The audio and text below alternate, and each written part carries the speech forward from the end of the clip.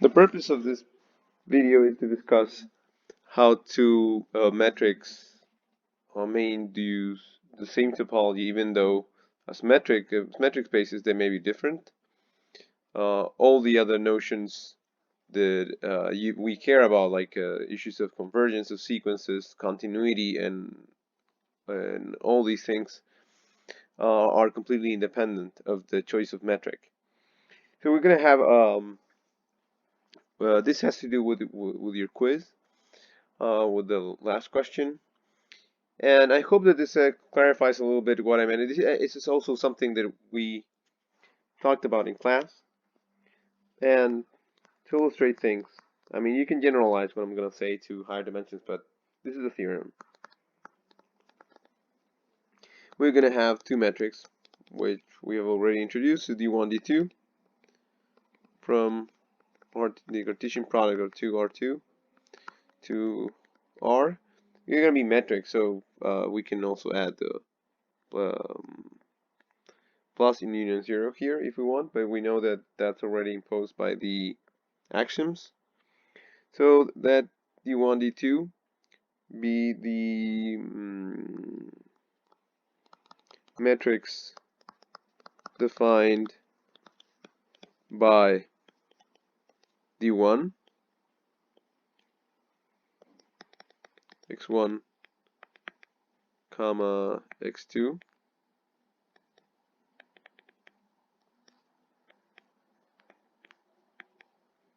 comma y1, comma y2. So the distance between 2 points in R2 is defined as some x1 minus y1 in absolute value plus x2 minus y2 in absolute value. And d2 is the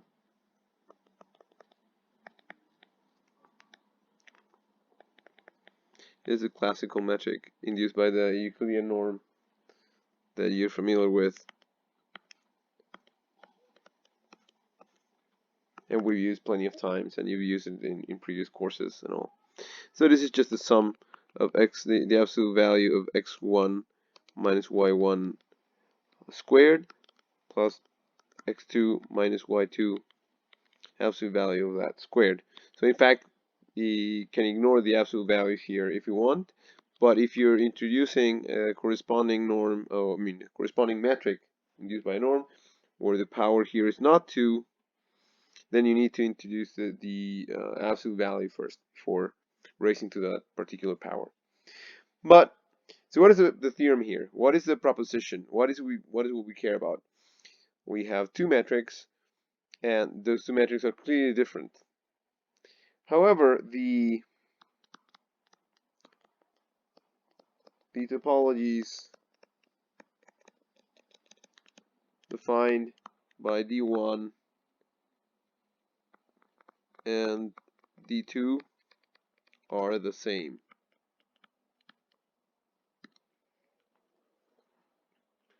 What do we mean by this? So the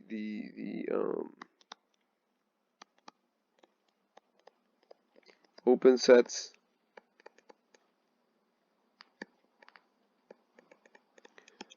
are the same. Whatever we can call an open set in one topology can be called an open set in the other topology. So for instance, while say a ball like this is not, or a disk if you want, is immediately open because it's a ball with respect to D2, right? So it's clearly an open set. It's not a ball with respect to D1, however, it's still a ball. Maybe it's still an open set. And for the proof, what we're gonna do is we're gonna suppose U is open with respect to the D1 topology. Then for any x in U, I'm gonna write it as a vector because it's not a number. I'm just to make clear that we're talking about ordered pairs. For any x in U, there exists an Rx such that the ball with respect to the metric D1 with center x and radius r sub x. I'm going to still I need to write the arrow to make it explicit. The radius depends, of course, on the point, is completely contained within U. This is just because we know that U is open. So whenever we have a point in U, then we can find a ball that is completely contained within U, whose center is x. Now, we're going to do this. So for any x in U, we let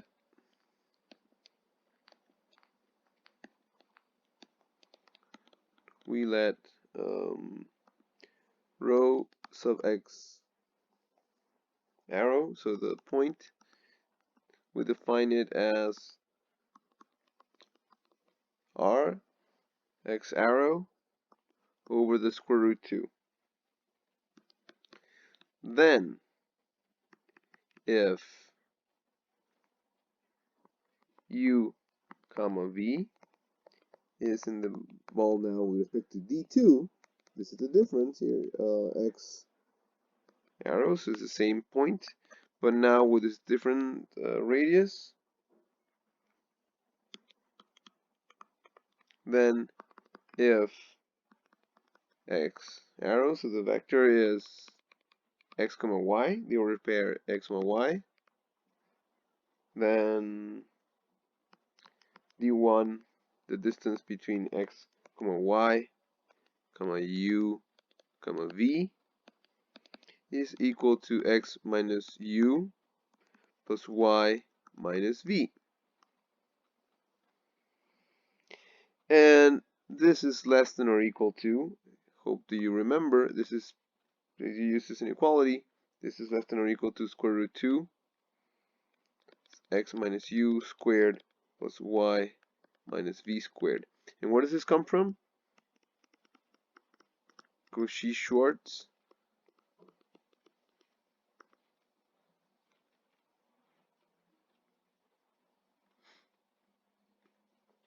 Because here you can write this as 1 times that plus 1 times that. And so when you take the square root of 1 squared plus 1 squared, it just gives you square root 2, which is what you have here. And the norm of this other vector is just the sum of these two things square. Okay, and what is this? But what is this here? This is just the distance with respect to the second metric, x comma y, between x comma y and u comma v. Right, so this is exactly that.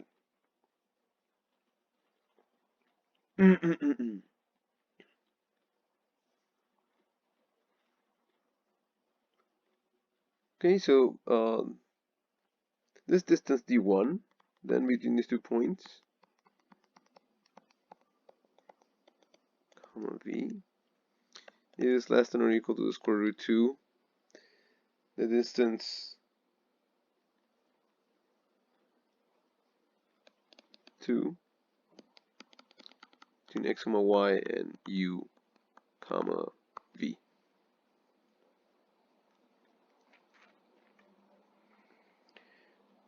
So how does this help us? Remember what we said, that u comma v is in the ball center x arrow, the radius rho x arrow, which is here. This is our starting point, right? And therefore, this distance here is less than rho sub x arrow. But if you remember what row X arrow was, which is given up here, then this is square root 2 times row X over square root 2. So these two cancel out. And what you've shown is that in fact this point u comma v, if it lies in this ball with respect to d2, in fact is within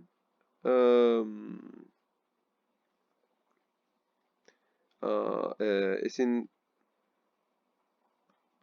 the ball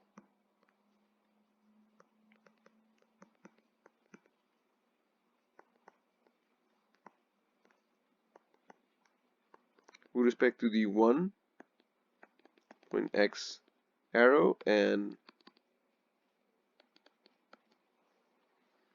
radius r sub X arrow.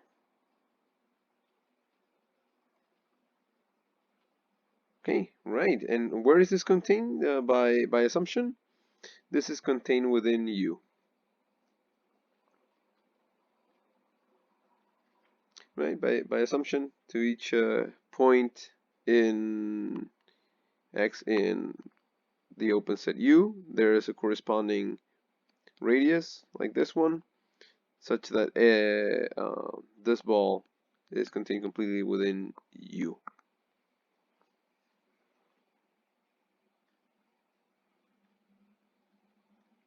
Okay, so what have we shown? If we start from a point in here, then that is contained within U. So in fact, we deduce also that this ball is ball D2 to X arrow, comma row, so X arrow is contained in U. But what have we shown? I mean, if we go back, we started from any point. I mean, we started with an open, with any open set with respect to the D1 topology. Any open set. Because it was open, we were able to say that to any X arrow in U, we'll be able to find a corresponding radius such that this ball would be contained within U completely. What have we shown? That also we can find a row sub X arrow such that the ball with respect to D2 is completely contained within U. But this means that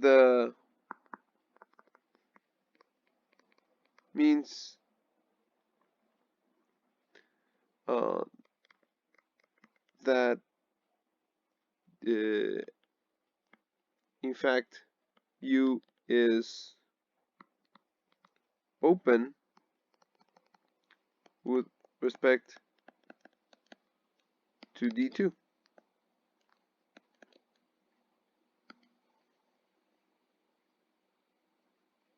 So why? Again, one more time. See it again. So what we want to show, I mean, our hypothesis is that U is an open set with respect to the D1 topology. And so what we know is that for any X in U, there is a radius R sub X arrow such that this thing happens. So this ball is completely contained within U. Now what we've shown here is that we can find a new radius, which we call R sub X, such that the ball now with respect to D2 is completely contained within U.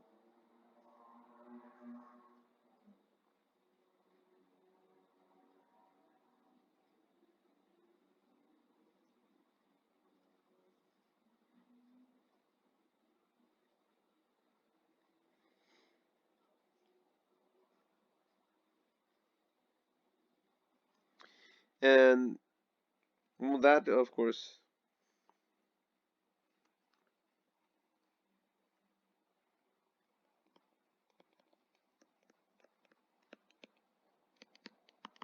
if U is open with respect to D1, to the D1 topology.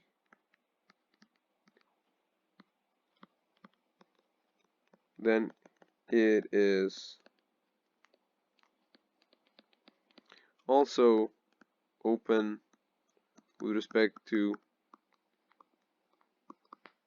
the D2 topology. Remember, when checking if something is open, you just need to show that if a set is open, pick any point inside, and you have to be able to find a radius such that of that the center of that point and that radius is still completely contained within U. This is what we've shown.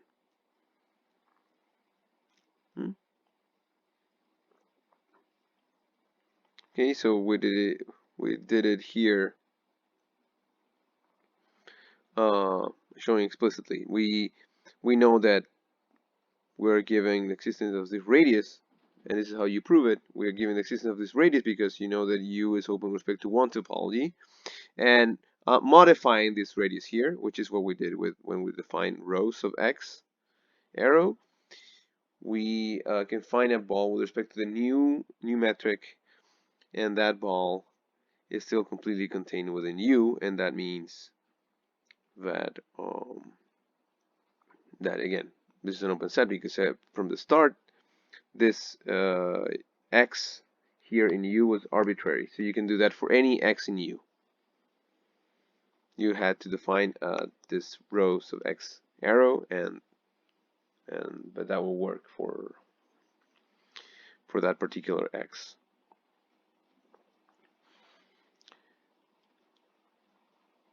Okay.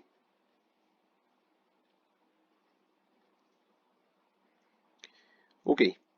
So that would be all, except that okay, we've just shown that if the something is open with respect to the one topology, then it is open with respect to the two topology. For the reverse inclusion in topologies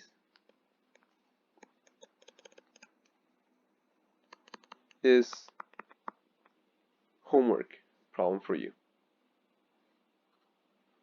So it's homework 1. And this is going to be due Thursday.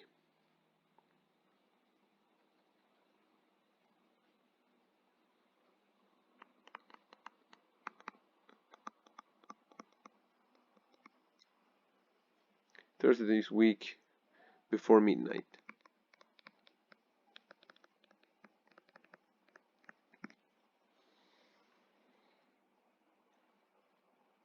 Okay, so this is it. I mean, if you have any comments or questions, just let me know.